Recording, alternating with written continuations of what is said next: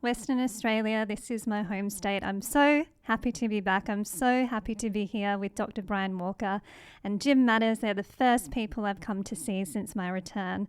Jim, Dr. Brian Walker, what do you want WA to look like in 4 years' time? We have lived through 4 years of a one-party state. We've talked today about some of the terrible things that have happened because of one party ruling the roost.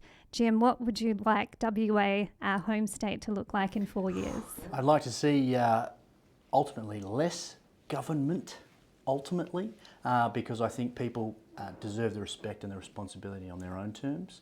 I would like to see the government that we do have to provide responsible legislation to allow people to be free and do what they need to do. And that includes all of the social justice thought processes that go on. They need to be free to do that themselves, not to be controlled by the government to say this is what you can and cannot do outside of safety. Safety is important. So that's what I would like to see.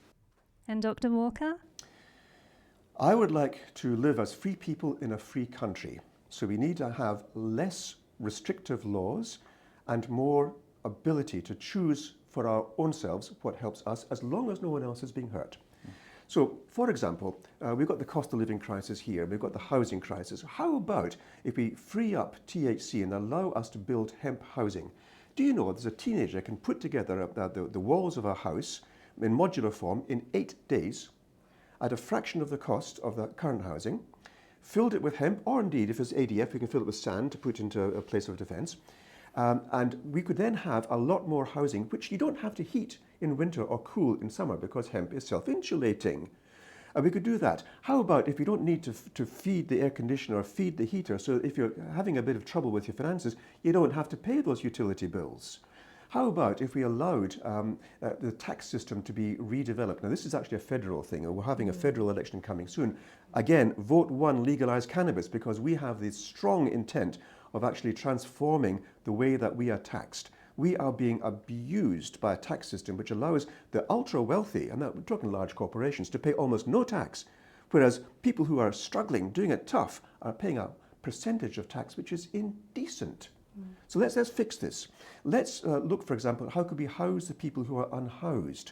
Let's look at how can we reduce the amount of domestic violence by actually encouraging people to use homegrown cannabis. So rather than getting drunk and beating your partner, you can actually chill out with some healthy cannabis and just have a better quality of life. Less in the way of the tax in Northbridge and other places of entertainment. So we can actually live a life where you can walk down the street and not be assaulted. So we get law and order. The police will be freed up to actually look after us. Did you know, for example, in the change in policing in Portugal, once they decriminalised all drugs, they could now medicalise people doing it tough. And as a result of that, the community changed. We deserve better.